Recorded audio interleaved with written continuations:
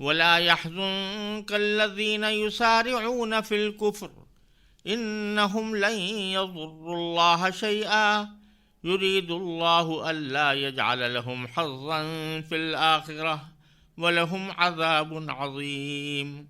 إن الذين اشتروا الكفر بالإيمان لن يضروا الله شيئا ولهم عذاب أليم ولا يحسبن الذين كفروا أنما نملي لهم خير لأنفسهم إنما نملي لهم ليزدادوا إثما ولهم عذاب مهين ما كان الله ليذر المؤمنين على ما أنتم عليه حتى يميز الخبيث من الطيب وما كان الله ليطلعكم على الغيب ولكن الله يجتبي من رسله من يشاء فآمنوا بالله ورسله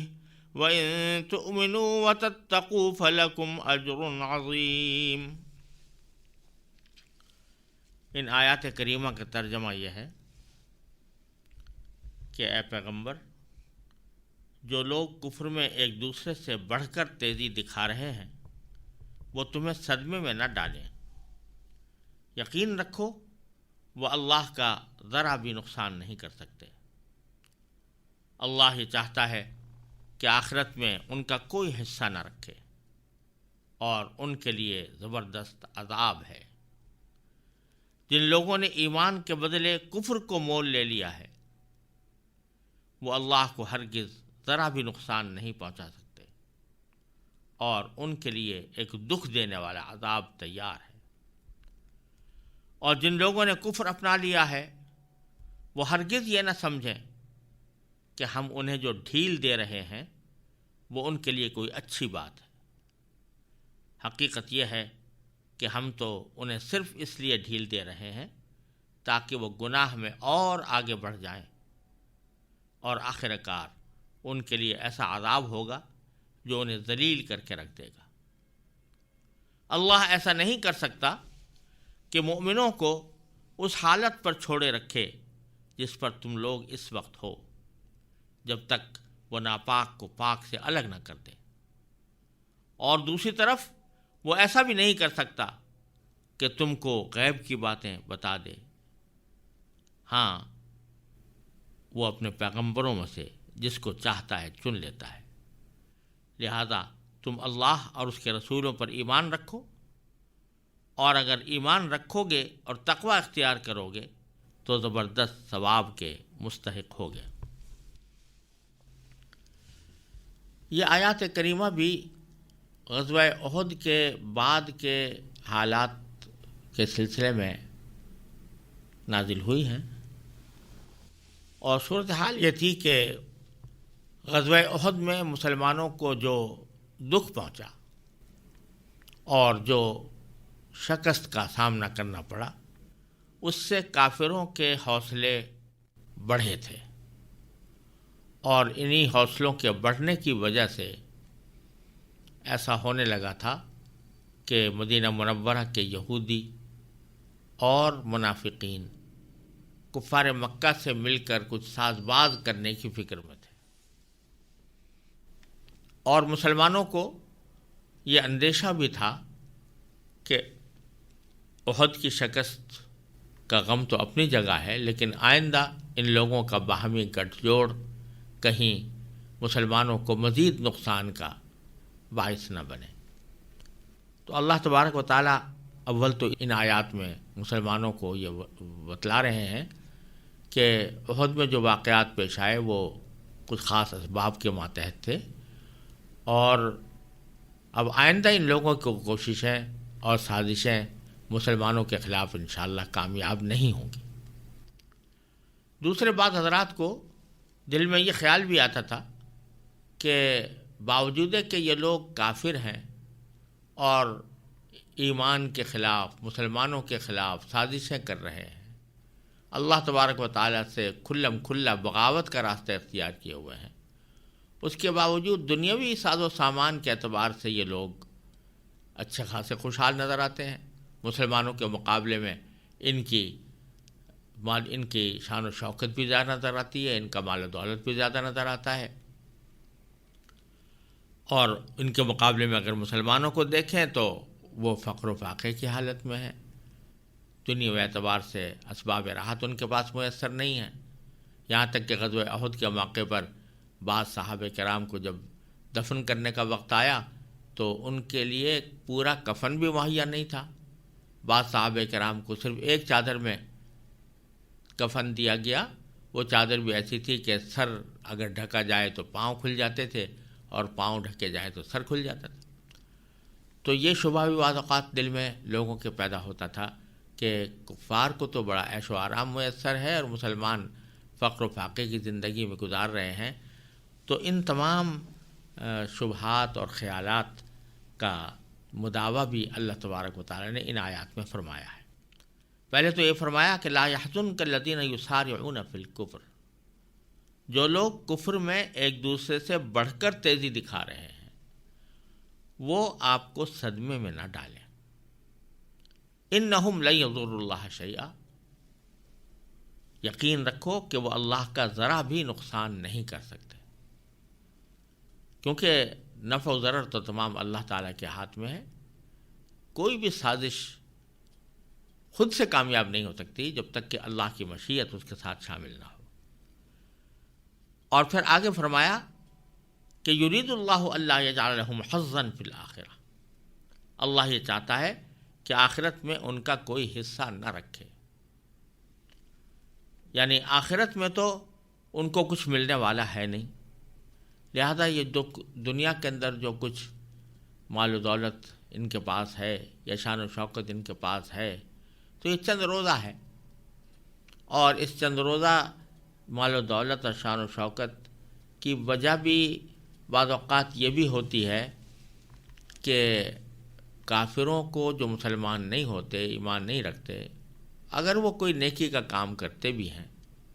کسی غریب کی مدد کر دی، کسی کو فائدہ پہنچا دیا، تو اللہ تبارک و تعالیٰ آخرت کے بجائے دنیا ہی میں ان کو بدلہ دے دیتے ہیں۔ تو اللہ تبارک و تعالیٰ یہ نہیں چاہتا کہ آخرت میں ان کے پاس ان کا کوئی حصہ ہو، جب یہ آخرت میں آئیں تو اللہ تعالیٰ کے ذمے ان کے کسی عمل کا بدلہ دینا ہو، جو کچھ بدلہ ہوتا ہے وہ یہیں پر دے دیا جاتا ہے۔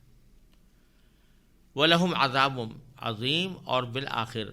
ان کے لیے ایک زبردست عذاب تیار ہے۔ پھر اسی بات کو اگلی آیت کے اندر دوبارہ دہرایا کہ ان الذین اشتروا الکفر بالایمان، کہ جن لوگوں نے ایمان کے بدلے کفر کو مول لے لیا ہے، ان کا کیا، ان کی کچھ اٹھتی نہیں ہے، لن یضروا اللہ شیئا، وہ اللہ کو ہرگز ذرا بھی نقصان نہیں پہنچا سکتے۔ اور اللہ کو نقصان کیا پہنچائیں گے؟ اللہ کو تو کوئی بھی کسی حالت میں بھی نقصان نہیں پہنچا سکتا، لیکن یہاں سے بظاہر اشارہ اس طرف ہے کہ جو اللہ کے ولی ہیں، جو اللہ کے دین کے پیروکار ہیں، ان کو بھی نقصان نہیں پہنچا سکیں گے۔ وَلَهُمْ عَذَابٌ علیم، اور ان کے لیے ایک دکھ دینے والا عذاب تیار ہے۔ پہلے فرمایا تھا کہ وہ لوگ جو کفر میں تیزی دکھا رہے ہیں، ایک دوسرے سے بڑھ کر تیزی دکھا رہے ہیں، اور دوسری آیت میں یہ فرمایا کہ جنہوں نے ایمان کے بدلے کفر کو مول لے لیا ہے۔ دونوں میں نتیجے کے اعتبار سے کوئی فرق نہیں، نتیجہ دونوں کا یہی ہے کہ نقصان نہیں پہنچا سکتے، لیکن پہلی آیت میں ان کی جو سازشیں ہیں ان کی طرف اشارہ ہے کہ وہ جو سازشیں کرنا چاہتے ہیں، ایک دوسرے سے تیزی دکھا رہے ہیں کہ ایک دوسرے سے بڑھ چڑھ کر مسلمانوں کو نقصان پہنچانے کی کوشش کریں، وہ نہیں پہنچا سکیں گے۔ اور دوسری آیت میں ان کے اس نقصان نہ پہنچانے کی ایک طرح سے وجہ بیان فرمائی گئی ہے کہ چونکہ انہوں نے سودا ہی ایسا غلط کیا ہے کہ ایمان کے بدلے کفر مول لے لیا ہے، لہذا ان کے کسی کام میں کوئی کامیابی ان کو حاصل نہیں ہوگی،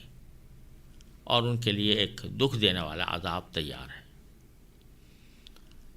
اور یہاں پر یہ بات بھی معلوم ہوتی ہے کہ اگر مسلمان اپنے دین کے اوپر،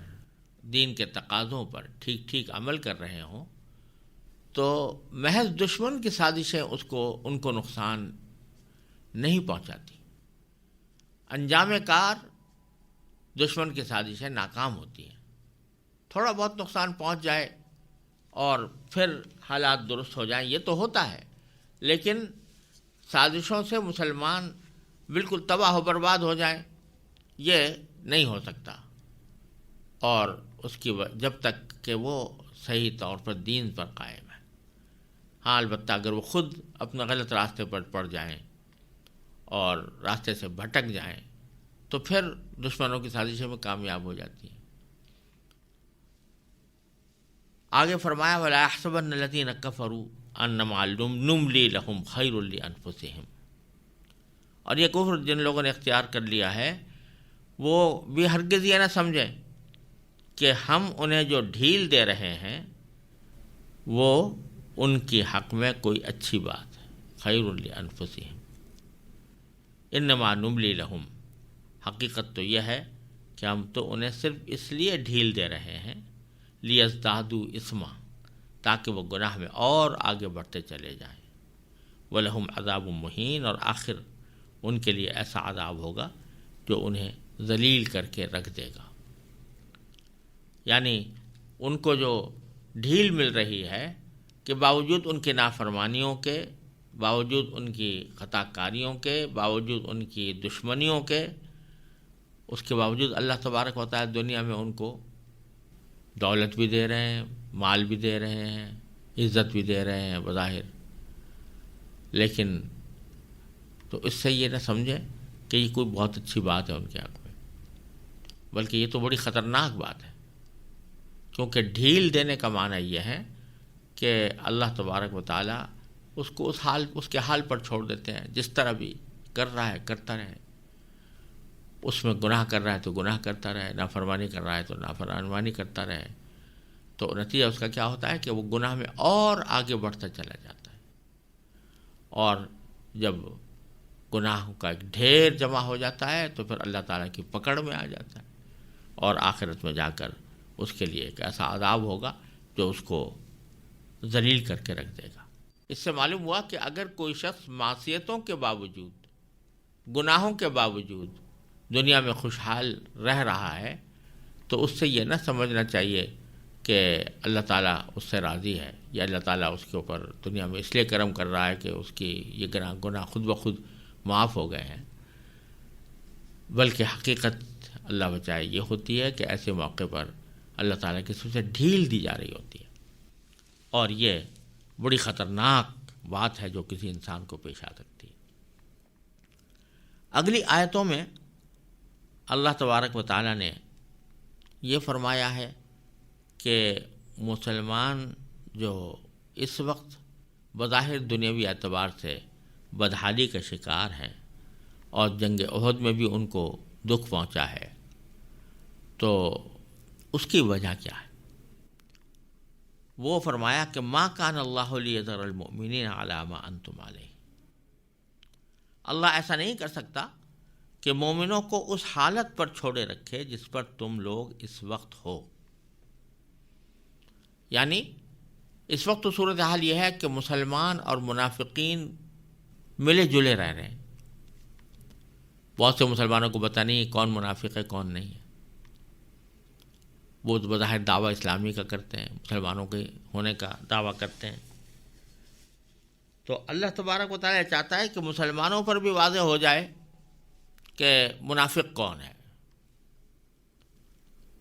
لہذا وہ یہ چاہتا ہے کہ ناپاک کو پاک سے الگ کر دے. ناپاک سے مراد ہے منافقین اور پاک سے مراد ہے مسلمان. تو وہ کس طرح ادا کر دے، الگ کر دے، اس کا ایک طریقہ تو یہ تھا کہ اللہ تبارک و تعالیٰ ہر مسلمان کے پاس ایک فہرست دے دے منافقین کی، اور جو کچھ وہ سازشیں کر رہے ہیں یا جو کچھ وہ کرنے جا رہے ہیں اس کا علم پہلے سے سارے مسلمانوں کو دے دے. تو باری تعالیٰ فرماتے ہیں کہ یہ اللہ تعالیٰ کا دستور نہیں ہے کہ غیب کی باتیں وہ انبیاء کرام کے علاوہ کسی اور کو بتائی جائے. انبیاء کرام کو بے شک بہت سی غیب کی باتیں بتائی دی جاتی ہیں، اور انبیاء کرام اس سے اللہ تعالیٰ کے دے ہوئے علم کے ذریعے باخبر ہو جاتے ہیں، لیکن عام آدمی جو انبیاء کرام میں شامل نہیں ہے اس کو غیب کی خبریں اللہ تعالیٰ براہ راست نہیں پہنچاتے، ہاں انبیاء کرام کے ذریعے پہنچا دیتے ہیں۔ تو اس لیے تمہیں براہ راست ہم غیب کے ذریعے تو بتا نہیں سکتے تھے کہ فلاں منافق ہے اور فلاں نے یہ سازشیں کی ہوئی ہیں، البتہ ہم نے حالات ایسے پیدا کیے، اور یہی اللہ تعالیٰ کی سنت ہے کہ حالات ایسے پیدا کیے جس سے تمہارے سامنے خود کھل کر آ گیا کہ کون ہے جو اس جنگ جیسے مواقع پر، جنگ کے جیسے مواقع پر وہ ثابت قدم رہتا ہے، اور کون ہے جو پیٹھ پھیر کر بھاگ جاتا ہے، اور اس پیٹھ پر پھیر کر بھاگنے پر کوئی شرمندہ بھی نہیں ہوتا بلکہ سینہ زوری کرتا ہے اور یہ کہتا ہے کہ ہماری بات نہیں مانی گئی، اس واسطے یہ نقص شکست ہوئی، اور ہم تو اسی لیے بھاگے کہ حقیقت میں کوئی جنگ نہیں تھی، یہ محض جنگ کا ایک نام تھا اور خودکشی تھی وغیرہ وغیرہ۔ تو بجائے اس پر شرمندگی کا اظہار کرنے کے وہ سینہ زوری کرتے ہیں، تو اس کے نتیجے میں لوگوں پر واضح ہو جاتا ہے کہ یہ منافق ہیں۔ تو اللہ تعالیٰ نہیں چاہتا کہ تمہیں اس حالت پہ چھوڑ دے کہ تمہیں پتہ ہی نہ ہو کہ کون پاک ہے، کون ناپاک ہے، کون مسلمان ہے، کون منافق ہے۔ تو فرمایا کہ ما کان اللہ ایسا نہیں کر سکتا، لیذر المؤمنین کہ مسلمانوں کو چھوڑ دے، علی ما انتم علیہ اس حالت پر جس پر تم اس وقت ہو، حتی یمیز الخبیث من الطیب یہاں تک کہ وہ ناپاک کو پاک سے الگ نہ کر دے۔ وما کان اللہ لیطلعکم علی الغیب، اور دوسری طرف وہ ایسا بھی نہیں کر سکتا کہ تم کو براہ راست غیب کی باتیں بتا دے۔ ولیکن اللہ یجتبی من رسلہ من یشاء، ہاں وہ جتنا بتانا مناسب سمجھتا ہے اس کے لیے اپنے پیغمبروں میں سے جس کو چاہتا ہے چن لیتا ہے۔ یعنی غیب کا مکمل علم تو صرف اللہ تعالیٰ کے پاس ہے، لیکن وہ اپنے پیغمبروں میں سے جس کو چاہتا ہے، جتنا چاہتا ہے، غیب کی باتیں بتا دیتا ہے۔ لہذا فرمایا کہ فآمنوا باللہ ورسلہ، لہذا تم اللہ اور اس کے رسولوں پر ایمان رکھو، وإن تؤمنوا وتتقوا، اور اگر ایمان رکھو گے اور تقوی اختیار کرو گے، فلکم اجر عظیم، تو تمہارے لیے بہت زبردست ثواب تیار ہے اللہ تعالیٰ کے پاس، تمہیں وہ ثواب ملنے والا ہے۔